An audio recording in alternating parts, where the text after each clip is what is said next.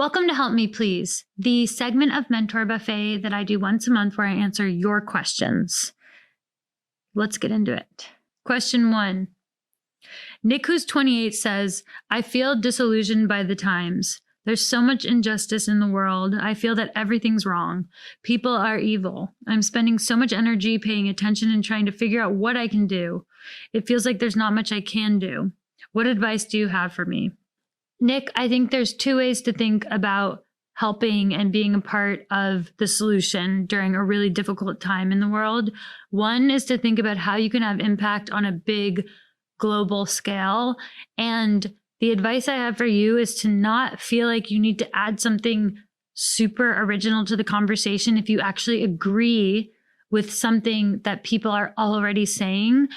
When I see like an Instagram post or something that feels particularly meaningful that I agree with, sometimes I just repost it because I feel that magnifying a message that's already really, really meaningful can help that message reach more eyes and have a bigger impact than me trying to say something completely original for the sake of it when somebody has already said something so meaningful. Remember, the goal here is to help. It's not to show that you matter in this and can help. The point is to actually help. And so I think we have to leave our ego at the door a little bit when we're trying to encourage change in a really difficult time. It's easy to feel tempted to want to like have a voice that is your own flavor of original, and it's not always the best way to help. However, if you have something really original to say, you have something you want to say, then say it by all means. I'm just saying, don't feel like you have to say something different when you already agree with people. Now, there's also a way to help in a really, really local way, which is to check in with your friends and neighbors, and obviously to make phone calls and send notes to your local leadership and be able to actually voice behind the curtains that you have something to say. And I'm saying behind the curtains because not all of your support has to be public support. It can actually be really, really meaningful to call these representatives and also call your neighbors and talk about the change that you want to see in the world, or try to support someone who might be struggling right next door to you. The point here is look for opportunities for your impact and desire to help to actually be real instead of just engaging in the discussion. The discussion is important, and amplifying the messages and the voices is important. But what you can do is physically support people who are struggling today. And there are so many ways to do it. Find a local cause that's meaningful or immediate and participate. Get outside the door, get off your phone, and connect with people who are struggling, and connect with people who share your desire for change. Feeling disillusioned is really understandable right now, but your disillusionment is only getting worse by you sitting and thinking nonstop about how wrong things are. You putting yourself into action, positive action, is a great response to feeling disillusioned because it shows you that you can move in the world and have a positive impact during a time when it feels impossible. And it starts with these small, right in front of you, meaningful connections with people and with causes that could be right outside your front door. So I think some of this is that your focus is on ideas and negativity and impossibility. Shifting that to something real and actionable will both show you that there's hope and positivity, and it will actually make some change in the world. The disillusionment comes from the focus on things that you feel like you can't do anything about. And there's a lot that we feel like we can't do anything about by ourselves and in this moment, but there's a lot we can do. I feel everything's wrong and people are evil is like a really, really understandable thing to feel when things are overwhelming, but not everything is wrong, and not everybody is evil. And so I think just taking a second to like pull yourself out of idea land and blanket conclusionary statements and like ground in like individual issues, and then figuring out with something that's going on, how can I help with the specific thing? When you lump everything together and everyone, it makes it feel impossible. And so then you feel stuck. And that's why you may be feeling this way. And so I think grounding and detangling all of this and then avoiding these overarching conclusionary statements will really help too. One of my favorite parts about trail running is my connection to the actual trail. No matter what headspace and body space I wake up in, when I lace up my shoes and go out my door onto the trails just up the road, I know the run is going to take me where I'm meant to be. To carry myself to a view is one of the most satisfying ways to start a day, and being outside also helps tremendously with my creativity. I've been running in Merrell's new Agility Peak 6. The Float Pro foam cushioning gives me a gentle ride. The Flex Connect technology shifts with me in the terrain so I have no fear of falling. The Vibram Mega Grip traction locks me in on technical terrain so I can focus on nothing but the run. And what am I thinking about on the run these days? I've been writing my new book, and when I'm running alone especially, I use my time to reset and reflect on big thoughts that are eventually going to end up on the page. The Agility Peak 6 is also available in Gore-Tex, and it's available on Merrell.com starting February 6th, along with many other shoes and apparel I love.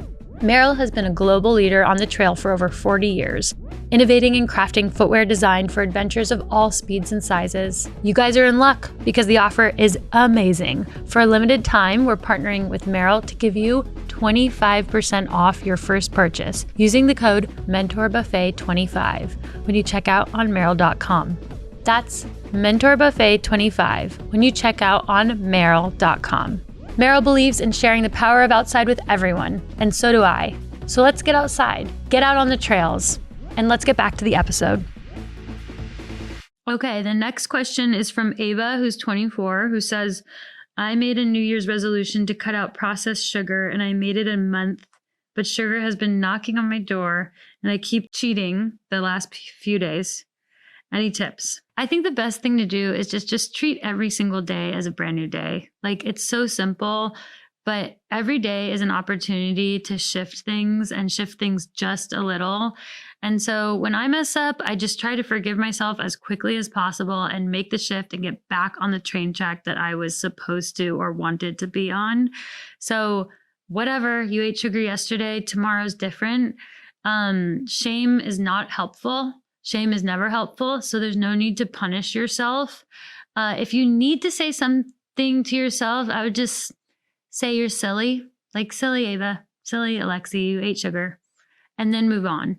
Like, this isn't that deep, and it doesn't have to be so like, you shouldn't internalize that it means anything to you just because you didn't keep a habit up past the 30 days.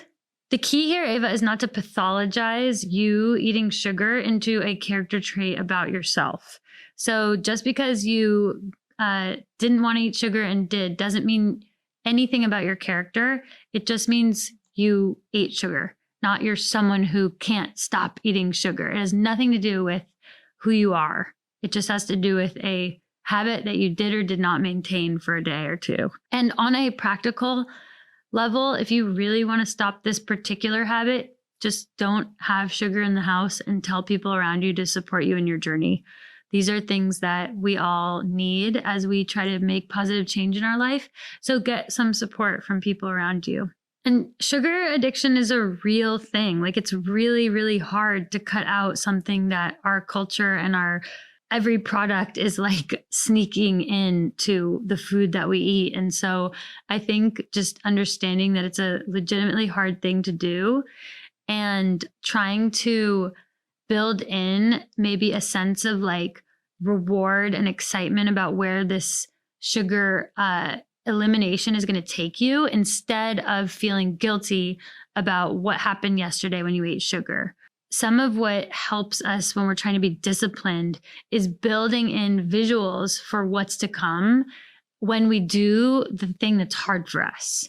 So when I run, it's not easy for me to run 20 miles, but I know that feeling afterwards. And I think about that when I'm in mile 16. I don't think about, I need to go through this pain. I think about the positive side that I'm looking forward to. So look for something positive and then keep your head forward, keep your chin up, keep your head forward, and build that reward into your thought process. Okay, next, Charlie, who's 26, asks, how do I know whose advice to accept and whose I shouldn't trust? Wow, that's a great question, Charlie.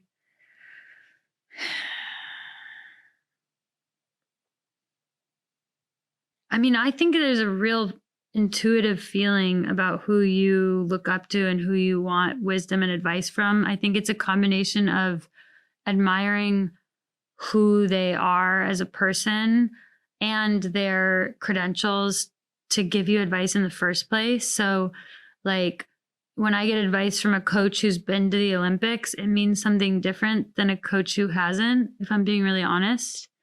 I think it's so important to know that you're getting advice from someone who doesn't need anything from you.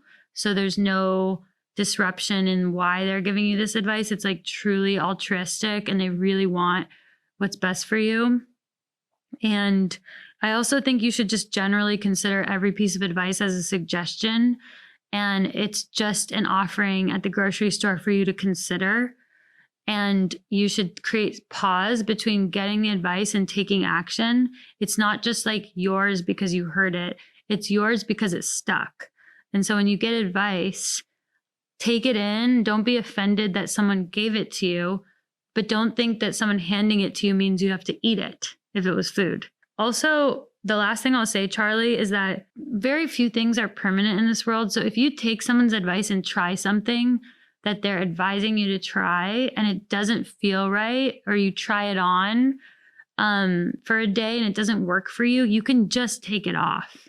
So sometimes we can take advice as an idea to test out rather than a turn we're going to make and never go back in our life. Also, the point of getting advice is to get honest feedback. And so I think it's also really, really important to pay attention to who these people are and if they are likely to try to please you with what they're telling you, or if they're actually trying to give you advice to help you, which might not always feel good in the moment. Yeah, you don't want to get advice from someone who loves drama, because advice is supposed to help you, not like cause chaos. I think there's a feeling you get inside if something doesn't feel right to you. And it can be really hard when you get advice from someone who's an authority. Like I got advice from a professor at Dartmouth once about my writing, and it was really, really assertive and strong and almost like a demand that I shift my writing style to be more like intense and dark. And it felt like off to me. And so I think you got to feel what feels off or okay to you. That person might actually think they're right. They're not trying to mess you up or screw you over, but it might not be right for you. That might be the advice that they would take, not the advice that you really need. You know, it is really, really special when you find people who can help you in situations that you're in and see you for who you are and where you are and help you how you might actually be helped instead of how they would take a situation or how they would pivot or change. And that requires someone who can put themselves in your shoes, not try to put you in somebody else's. It's subjective and it's accepting your truth as their truth. Like if something is hard for you, then it's hard. If something's easy for you, then it's easy. And so you want to find people to give you advice that can accept your subjective truth as the truth before they help you. Meet you where you are. That's what they need to do. Also, a good rule of thumb is that people who ask lots of questions are trustworthy. And a lot of times giving advice is not about having the answers. It's about asking the right questions. Good luck, Charlie. Good luck, Charlie. Right now, my dreams creatively and athletically are like really, really big. And it would be really easy for me to say that these things are impossible, and especially in tandem with each other. But instead, I am trying to approach my life differently, where instead of saying this and this are not possible in a day, I'm just doing the actions and seeing what I can accomplish in the hour that I'm running, the hour that I'm writing, and letting it reveal itself to me. The minute you stop deciding what's possible is the minute that more becomes possible. And it's been working out really well. I've been exceeding all my expectations and feeling less heavy about the burden you carry when you think something isn't possible. The opposite of doubt is commitment. It's not belief. So if you have doubt, like I used to be like, no, I should believe. It's like, well, I don't believe. I actually have doubt. That's going to go with me no matter what. And instead of combating doubt with belief, I combat it with commitment, where it's like, well, I'm going to try anyway. And I'm right here and I'm showing up. And it's a really great way to face doubt, is just commit. And then the doubt will shrink and the belief will grow from proof. Yeah, you don't know what's possible and you'll never know. You can only know what is. And you can only what is when you do. That's all. I think we're done. Just like be light and value your time. Like, because there's so much you can do with a day. And I think I just want to leave you guys with this belief, this trust that a day is a long time and you are a capable human. So just go and do things. This was Help Me Please. Thank you.